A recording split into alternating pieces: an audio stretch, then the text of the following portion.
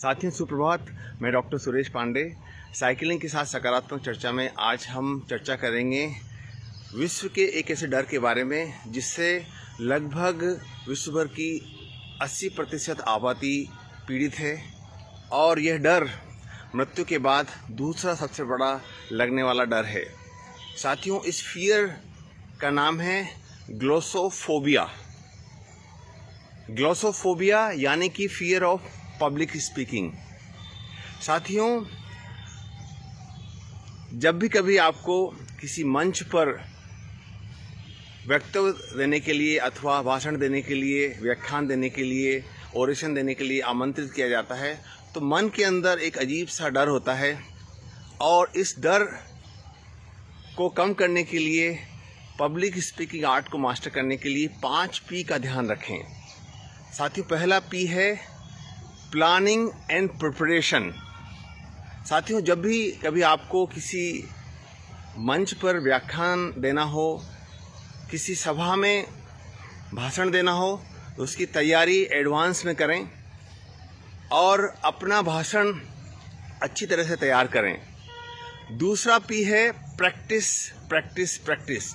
साथियों, जब भी आप किसी सभा में भाषण देने के लिए जाते हैं तो उसकी एडवांस प्रैक्टिस करके जाएं।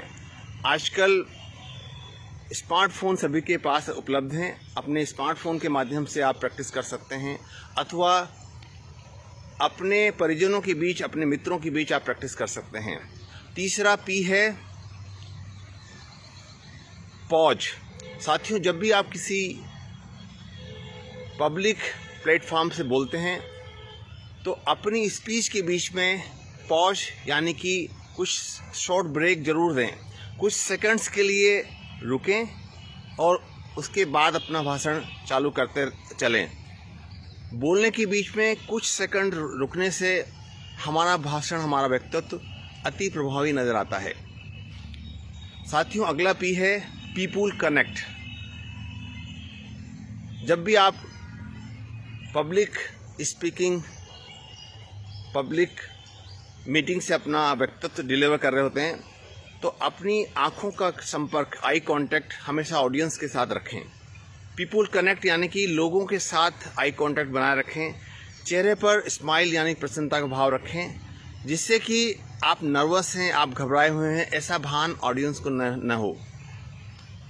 और अगला और आखिरी P है पॉजिटिव